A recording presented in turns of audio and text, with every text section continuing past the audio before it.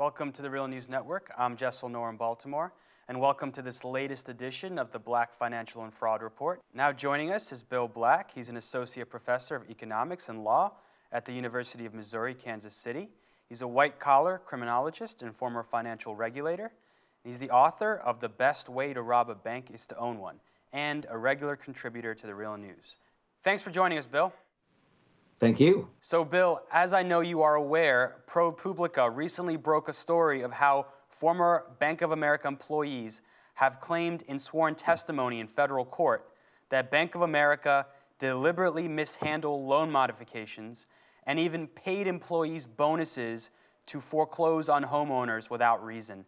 Talk about your reaction to this latest news and the specific practices that the former Bank of America employees allege they were rewarded for. Well, unfortunately, it's a continuation of business as usual at Bank of America, in particular after it acquired Countrywide and picked up tens of thousands of people who, what they did every day for years during the crisis was create the fraudulent loans that went into foreclosure.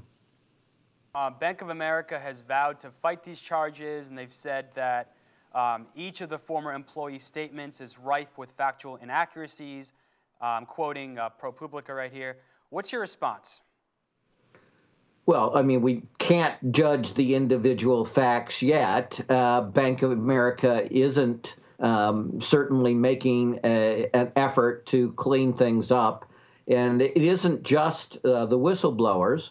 The government group that is supposed to monitor the settlement on foreclosures has reported that 4 of the largest banks that handle all mortgage servicing, or the great bulk of mortgage servicing in America, have violated the settlement agreement, and Bank of America is prominent in that governmental report as one of the entities that violated it.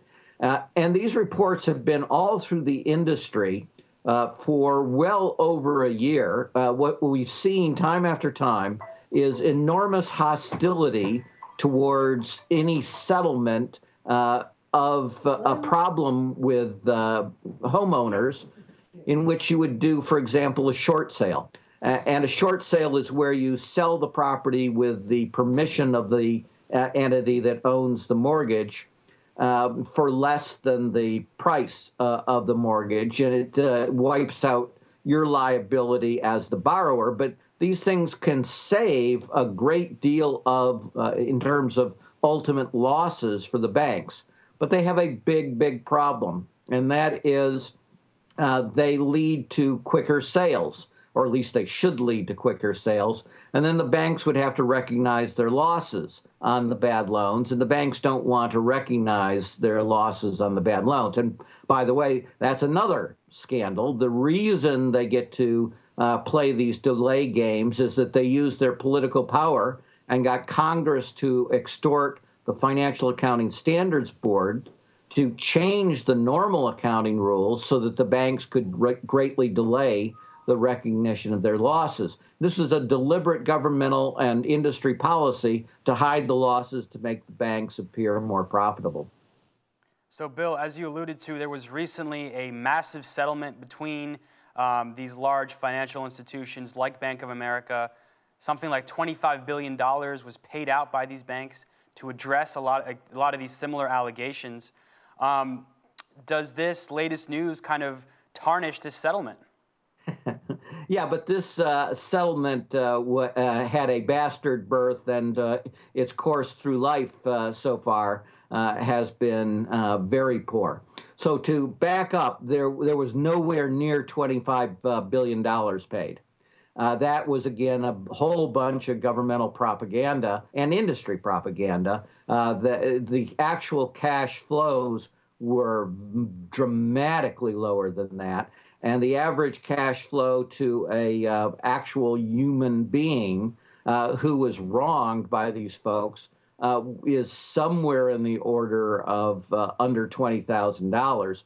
In many cases, substantially less than that. So the settlement was not something that anyone could be proud of in government. It was much worse. It was going to be much worse. It's critical to understand that the timing of this settlement was during the election, and it was very much part of the election. And there were sort of three dramas going on simultaneously. First, the deal was so bad that several of the state attorney generals, including New York Attorney General Schneiderman, Attorney General Biden, and Attorney General Harris in California, said, no, hell no, we're not going to approve this deal. The second thing was intense pressure from the Obama administration to get the attorney generals to back off their opposition. And the third was this supposed resolution in which, lo and behold, the feds gave Attorney General Schneiderman, who was leading the opposition to the deal, a position as the co-head of this supposed new task force that was going to go after the elite frauds, and it was going to show that President Obama's administration was finally serious. And of course, that task force turned out to be a farce. There appeared to be no new people. There were no new offices for years. They didn't indict anybody, and they immediately started talking not about bringing criminal cases, but civil cases. So this settlement, as I said, hyped as $25 billion, that isn't remotely close to that.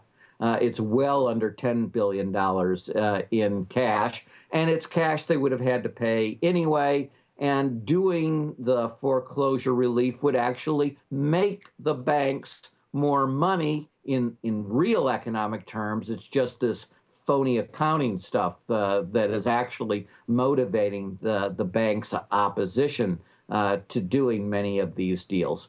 Well, so how did it get sold? The Obama administration sold it, and the banks sold it as, oh, we have completely cleaned up our act. Those were just some, rogue, bad apple types, very low-level employees who did all of this. We didn't know anything about it. Now, that story, of course, was preposterous from the beginning, but the government very carefully didn't actually investigate. And then as the first part of the settlement, the government said it was going to hire all these private contractors, and they were going to investigate. And that went on for months and months and racked up tens, maybe hundreds of millions of dollars in fees to these outside outsourced contractors. In other words, the accountants that helped cause the crisis.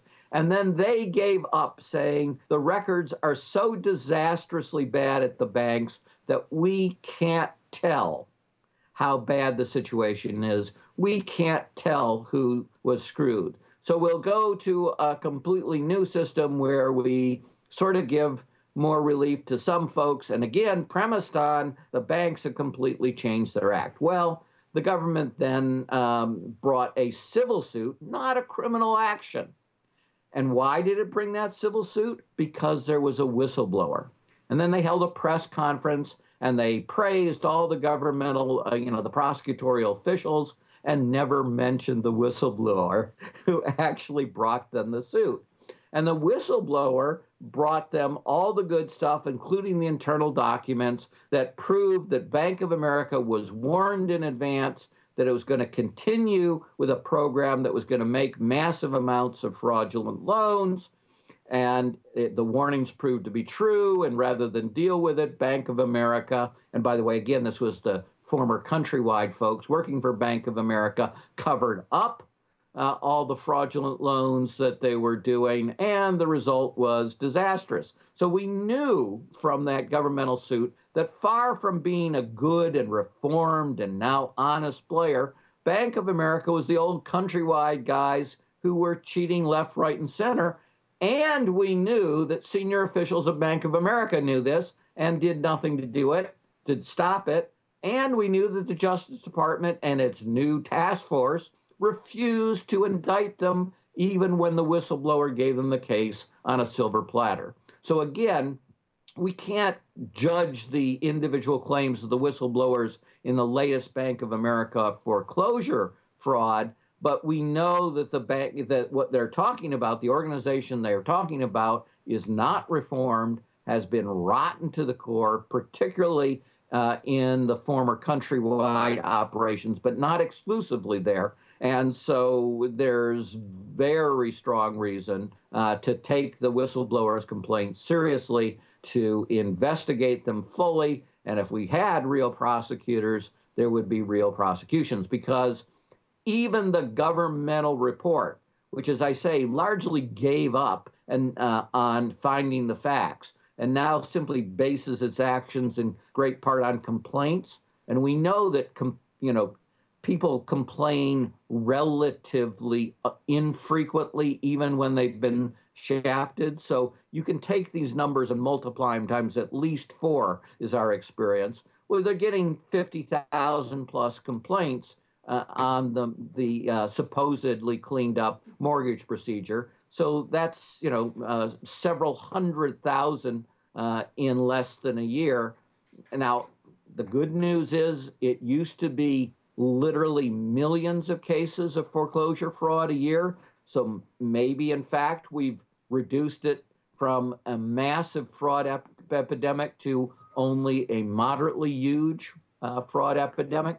But that's the cleaned up people. And again, there's absolutely no sign that the Justice Department will prosecute, even though it claimed that if the banks didn't live up to this settlement, they'd be all over them, and bringing criminal charges left, right, and center. Again, as we expected, none of that proved to be true.